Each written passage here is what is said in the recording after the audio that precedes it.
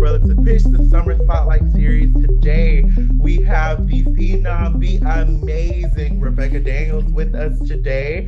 How are you? How is everything going up in Michigan? Oh, it's great. And I'm doing so well, Anthony. Thank you. And thanks to Lauren and Michael as well for having me and for letting me hang out with you all this evening. Oh yeah, thank you for being here. Oh, yeah. Absolutely. So, can you just give us a little bit of your background and your bio of, how did you get to where you are currently? Sure. Yeah. If it's cool, I'll start currently and then kind of work my way back if that works. So I just finished the Doctor of Musical Arts degree in wind conducting at Michigan State University last month now. And will begin my appointment as visiting director of wind ensemble at the University of Utah in July. And we'll be moving cross country out there next month. So a lot of different things happening right now. Prior to starting graduate studies at Michigan State, I was the associate director of band at Houston County High School in Warner Robins, Georgia, and I spent 3 very wonderful years there. Very, very wonderful years there. Before that, I did my master's in wind conducting in conjunction with a graduate assistantship within the band department at Georgia Southern University, and studied with Dr. Robert Dunham and Dr. Colin McKenzie there. And then before that, I taught in Lawrence County, Georgia, in Dublin, Georgia, which is actually home for me. And during that year, I taught 5th grade beginning band, 8th grade band, co-taught high school symphonic band, and did marching band. So that was quite a first year of teaching. That was the full tour of every level of band teaching. And then before that, I did my Bachelor of Music Education degree at Georgia Southern University and did the full tenure there, played in every ensemble that I could, took like what seemed like 1,000 classes in music and plus some, and, did athletic bands, was a drum major for 2 years, did the full thing. So yeah, that's me. I'm from, as I mentioned earlier, Dublin, Georgia, Lawrence County, relatively small town in the middle of Georgia, population of about 15,000 people. And that's pretty much it. Oh my goodness. You say that's it, like that's like, do 1 or 2 things, Yeah.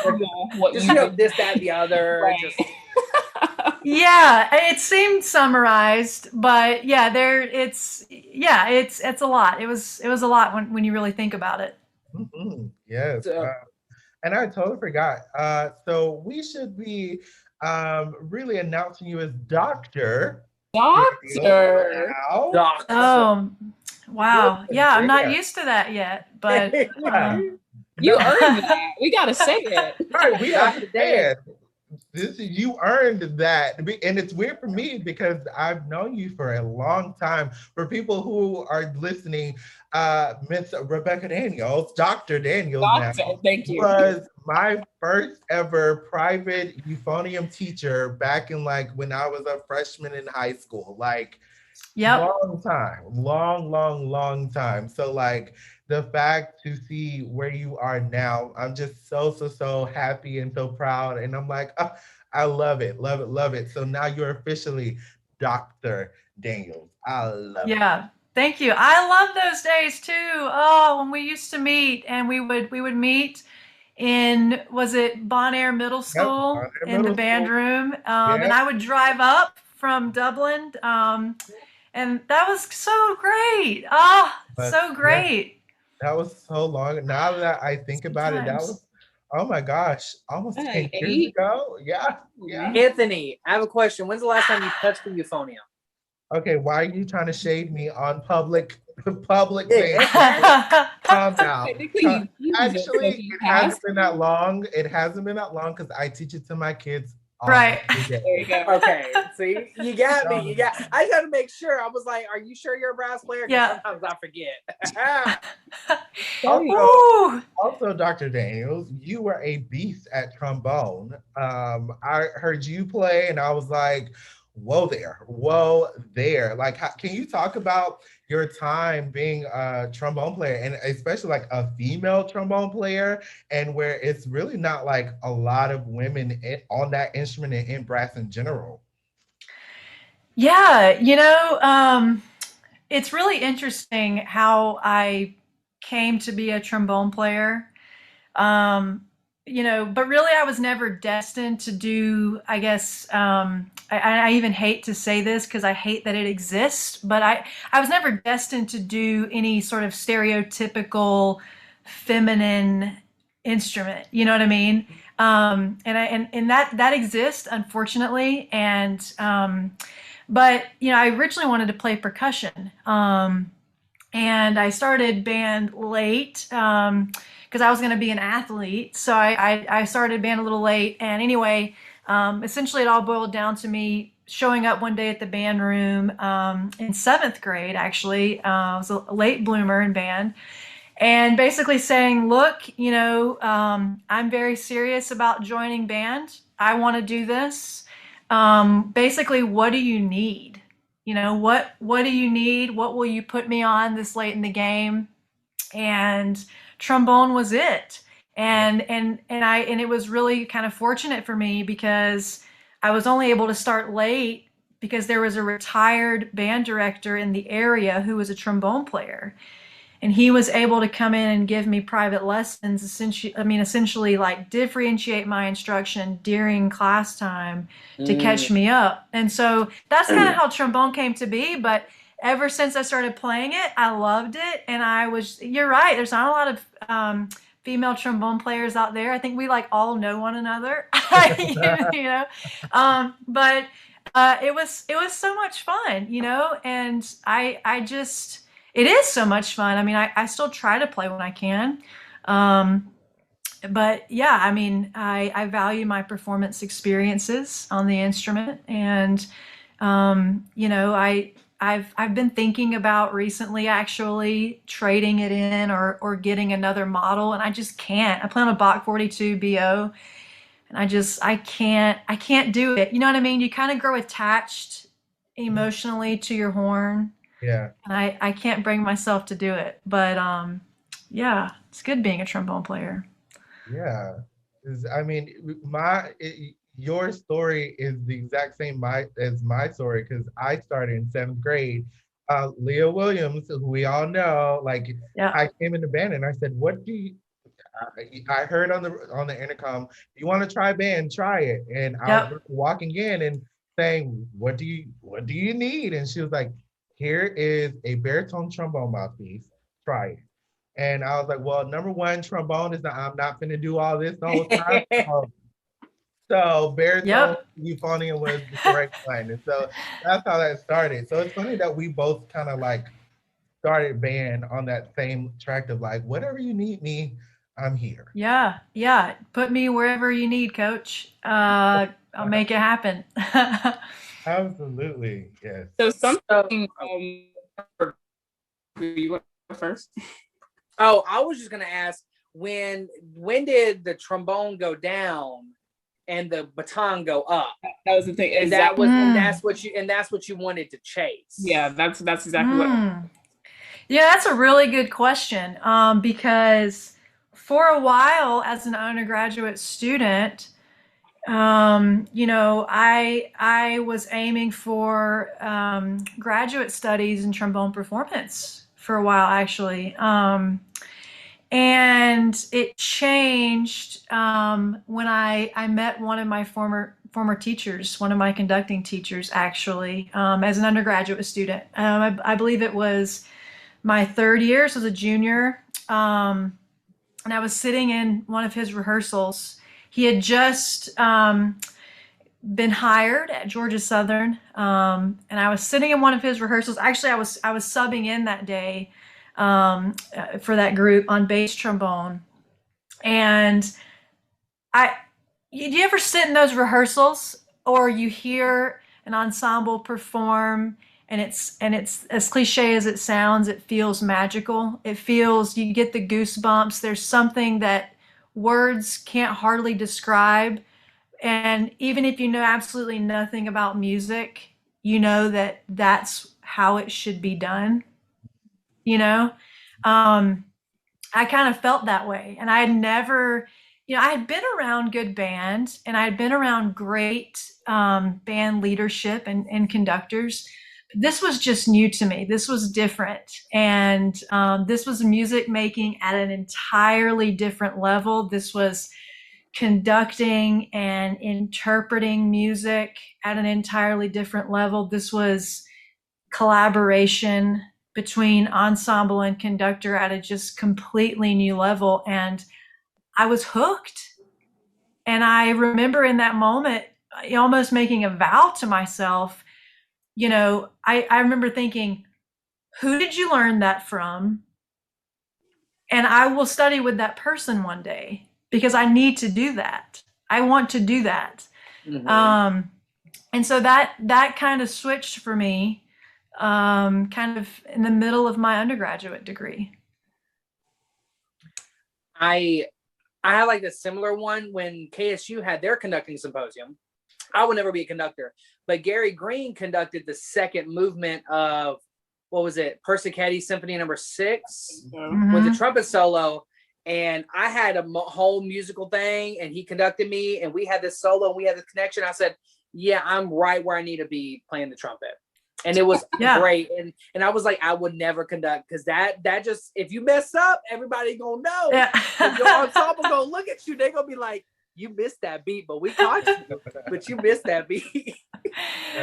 Yeah. It seems like you were kind of like reaffirmed in that moment. You know what I mean? You kind of had this moment. And I had one too, in that time. And, ever since then, it was contagious. And I was like, I want to do that. And at the time, I was maybe in my first conducting class, you know what I mean? Learning how to use the baton, really how to use it, and kind of in the early stages of learning what it means to be a conductor.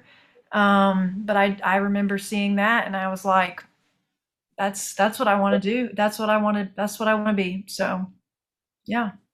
I know you mentioned being drum major, and I know both of these guys were both drum majors too when they were in high school.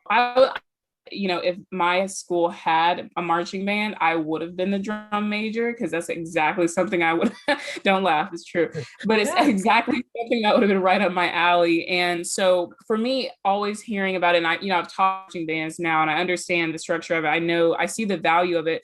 I know that you have a very strong emphasis and background in marching band. I wanted to ask you, like, how you kind of got into that, like why you value it so much, and like how you see it. Did it help you at all get to where you are, especially, conducting? Sure, yeah. Well, kind of touching on my earlier story about sort of starting late. What actually attracted me to being in band and to wanting to create music initially was seeing the marching band perform on Friday nights.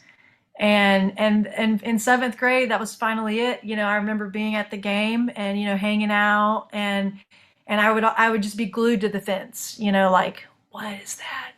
And I wanted to do that. And like they were so cool. Like they had these leather jackets and like they were close and they had this community and like, I mean, the band was cool at my school. And there's a bigger reason for that. But so I wanted to do it. I wanted to be up in the mix. And so that's kind of how I initially got started and, did high school marching band and then went on to college and did college marching band. And, did the section leader thing and wanted to do drum majoring just because I wanted to get better as a leader. I wanted to learn more about leadership, and I just felt like that was a capacity for me to where I could have a lot of influence over my own personal self-development as a leader, and also a way to kind of inspire and unite and collaborate with my colleagues at the time. And so I did that, and then my first year of teaching, I always wanted to march drum corps in college, and for me it was I kind of found out about it, like, I won't say too late, because it wasn't too late, but my decision was basically go march corps, but spend an extra year in undergrad, or finish in 4 years and just don't march corps. And so I decided to finish school and not take out more loans. But I wanted to have a drum corps experience. And because I really value what, the marching arts do at that level. And I just wanted to be around it, know more about it. And so my first year of teaching, I decided to get involved with a DCA corps in the Atlanta area called Alliance Drum and Bugle Corps. And yeah, and it was, I knew people who had marched, and that was a really great experience for me. I actually auditioned on Mellophone and got a spot. And that was great because I learned this kind of whole new world of brass pedagogy. And I learned this whole new world of, rehearsal efficiency, and just kind of this whole new concept of competitive style marching band, really.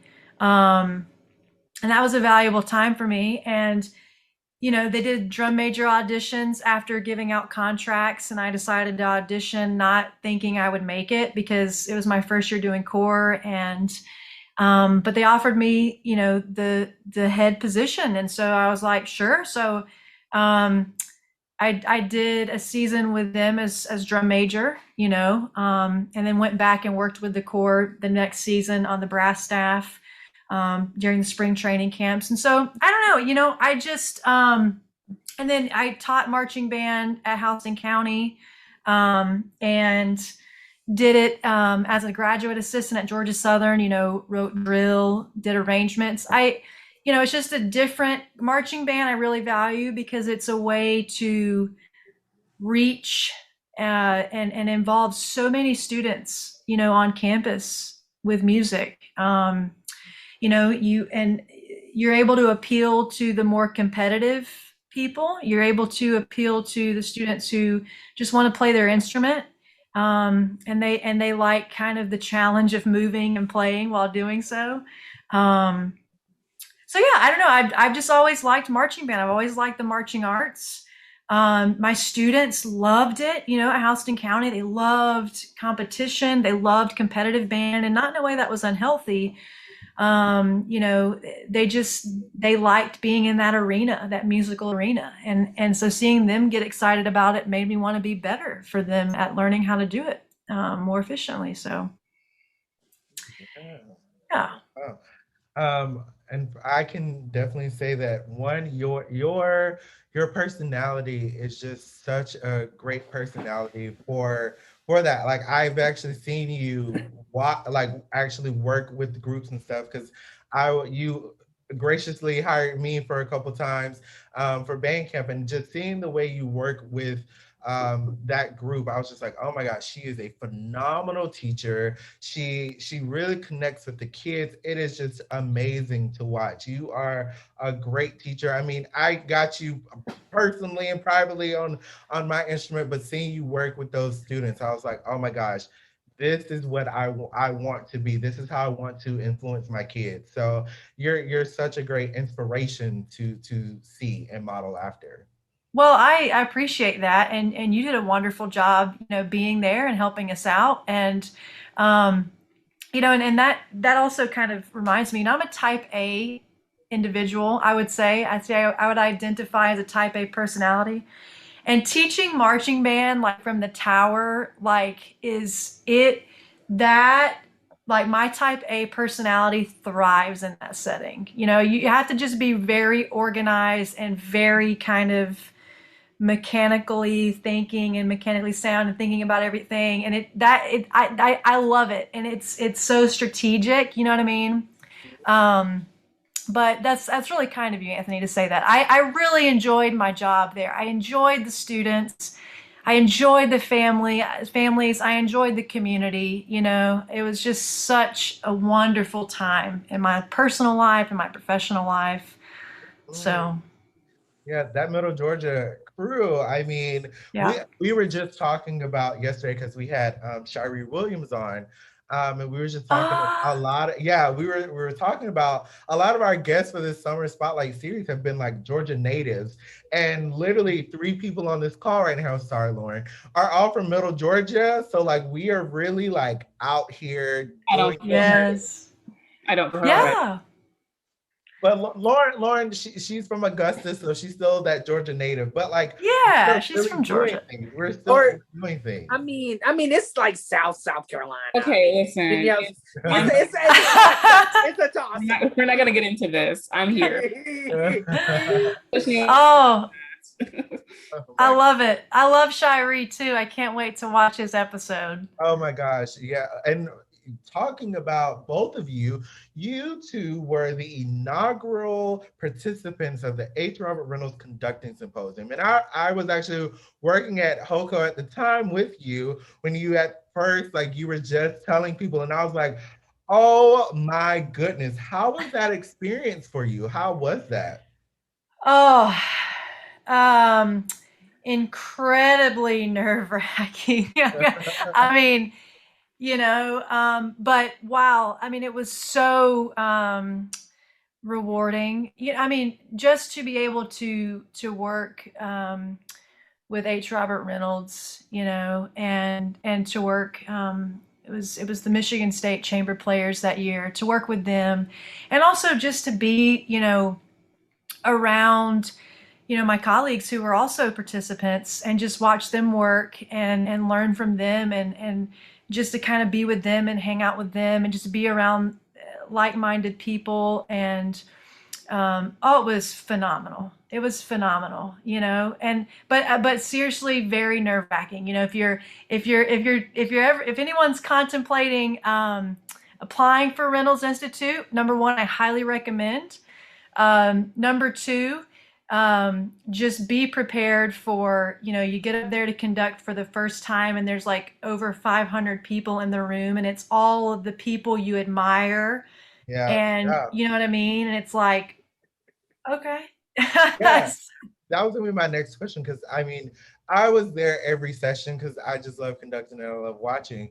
But literally, I couldn't get a seat sometimes. Like Yeah. every seat and everywhere you stood, there was like so much. And I'm pretty sure having all those eyes on you, and usually in symposiums, it's like this very intimate moment. Like you're conducting this, your first time conducting in front of that group. It's a very nerve-wracking thing. But then having 500 people staring at every move that you make had to be Mhm. like something you're just like, okay, I cannot think about these people at all. Yeah, it is. It's unique, because you get up there to conduct, the lights are all on. It's not like a concert. It's not Yeah. just, it's like you see everybody. It's really, the worst part is like when you're up, when you're on deck, when you're Mhm. about to go. Oh, Um, and you're looking around, and again, you see all of these faces of these people that and admire their work, and who are giants in our field, and they're just in there, and it's like, okay. But you get up there, and it becomes you and the ensemble, really. You tune everyone out, and it just becomes, you know, you and the music and the players, and you just kind of get in the zone. And so I don't want to like dissuade anyone from applying. It's a phenomenal experience. yeah, And it just speaks to it. That's how I think that's why the experience in the institute is so valuable. Is we have these wind conductors that kind of gather, and we kind of are in the same space for a couple of days, and we're learning. We're not just observing. We're learning from each other. And it's just a great environment. Yeah, speaking on like presentations and everything, I noticed that you have actually, or like speaking of conferences, you've actually given a few presentations, not only at I think TMEA, GMEA, NAF, or those. So can you like talk about like how you or all your presentations and like how you went about deciding what you wanted to present on? Yeah, absolutely. Let's see. Yeah, so I presented at GMEA with a colleague of mine, and we've actually presented to the CNHME chapter, and it was wonderful. We presented on essentially collaboration, loosely speaking, largely speaking. And we kind of talked about, so my colleague and I, we actually met through kind of going above and beyond, our daily job requirements and kind of collaborating outside of school to create these other opportunities for our students, for ourselves. And so, and we had done that a couple of times. And so we just kind of wanted to combine all those experiences, analyze them, and kind of put them into this presentation of that maybe hopefully inspired or influenced younger teachers or collegiate students to do the same. And and just with technology and everything that we have at our disposal, like there's just so many things that you can do, and particularly in music education. And so that was kind of it. It was very just this largely about collaborating and the different levels of collaborating with colleagues within your program, within your building, within your state, within your district, etc. And so, yeah, so I did a NAFME presentation, and that was largely about kind of cultivating individuality within your rehearsal space. And it focused primarily on the LGBTQ plus community, which it's Happy June, everybody. Right. Happy Pride. Yeah. Yeah. And so we kind of had a conversation about, how to normalize your LGBTQ plus students, and how to normalize LGBTQ plus people within your curriculum and to all students. And so that was kind of the primary focus on that. I did a Women in Music speaker series for our Tau Beta Sigma chapter here at Michigan State. Wonderful chapter here at Michigan State, both TBS and Kappa Kappa Psi. Which I kind of had a conversation about my background and things like that. And then most recently, my colleague here at Michigan State, Brian Taylor, and I did a joint session for the Texas Music Educators Association convention this past February.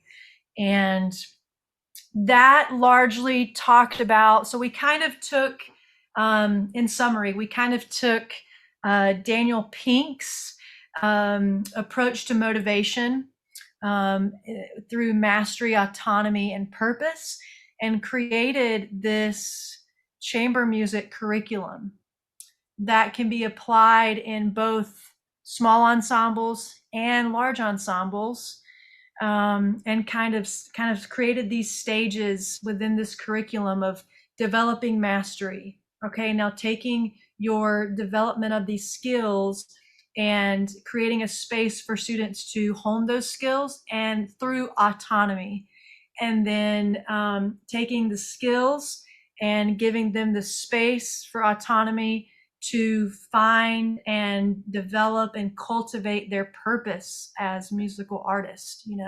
Why are we here? Why are we making music? Why is it important? What can we do through that?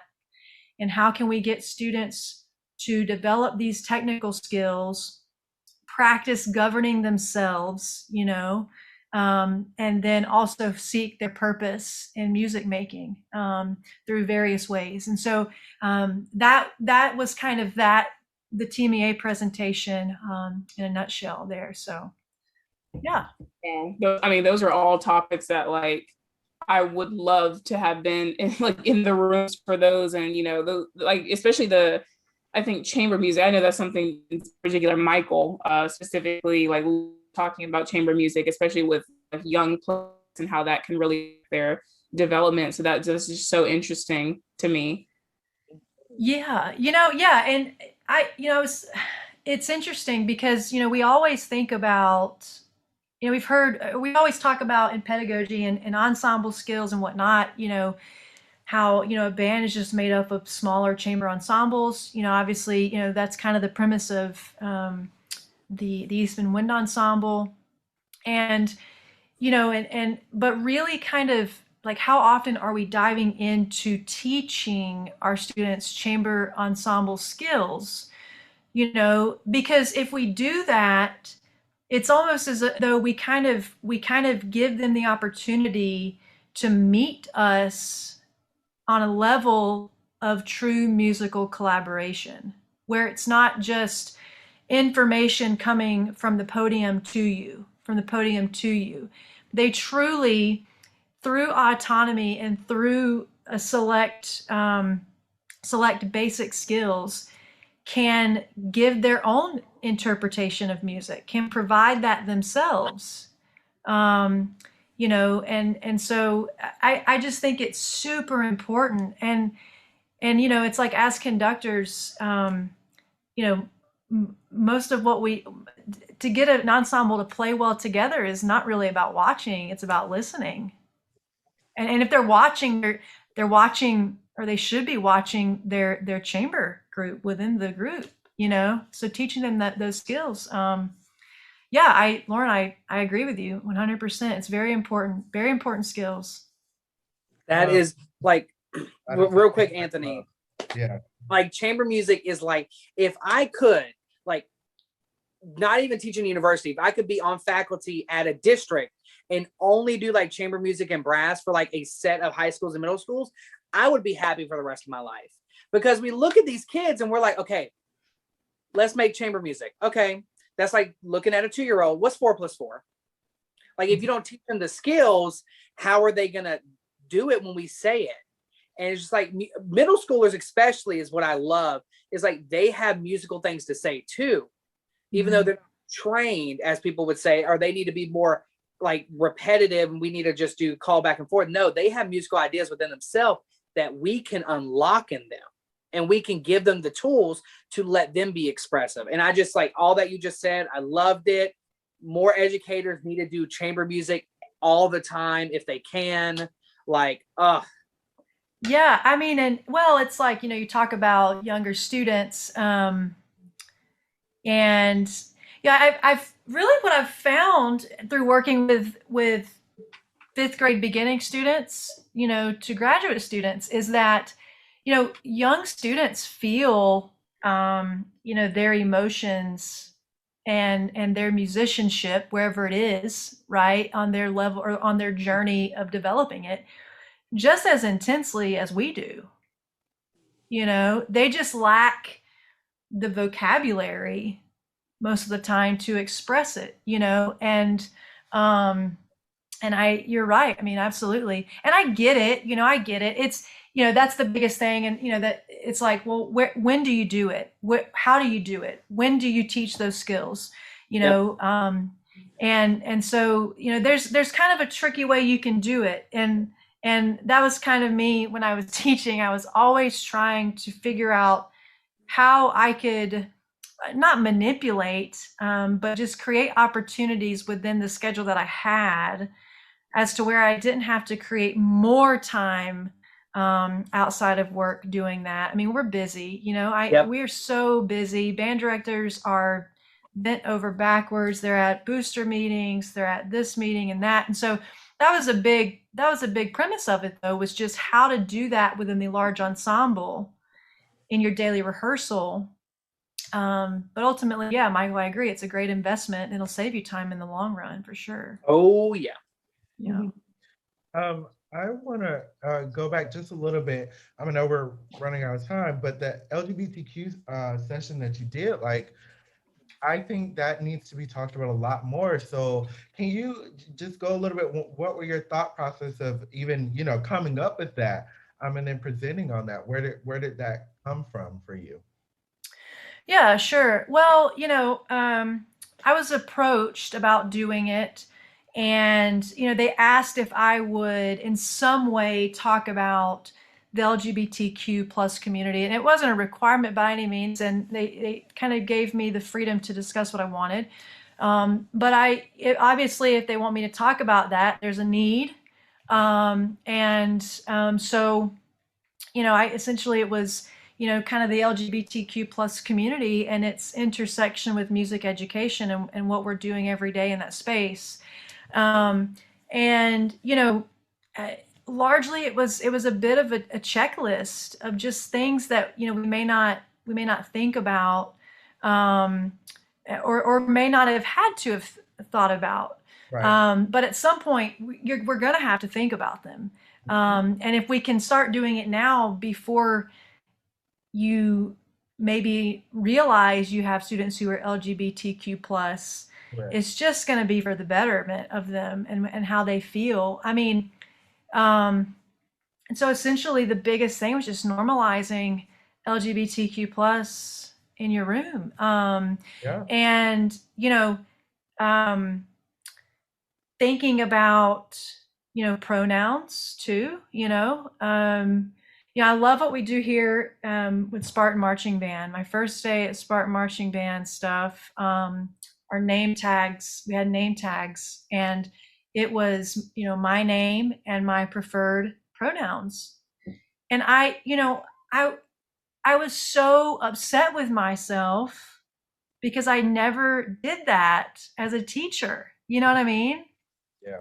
And like Yeah. how many students, you know what I'm saying? Like I was Yes. just like, that's Yes. so easy to Yes. do. Yes. Absolutely. Yeah. Yeah. And so, yeah, and we talked about repertoire and we talked about incorporating a diverse set of experiences and lived experiences within that repertoire and fostering discussions on that.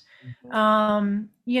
And talked about how to be, how to be an asset or how to be, I guess, supportive of a student who might come out to you because it Ah, happens. yeah. Yeah. These students spend 4 years in these music programs with the same teacher, and they get comfortable and they become comfortable and they trust us, and they trust that they can come and tell us like the biggest thing, most important thing about themselves. Yeah.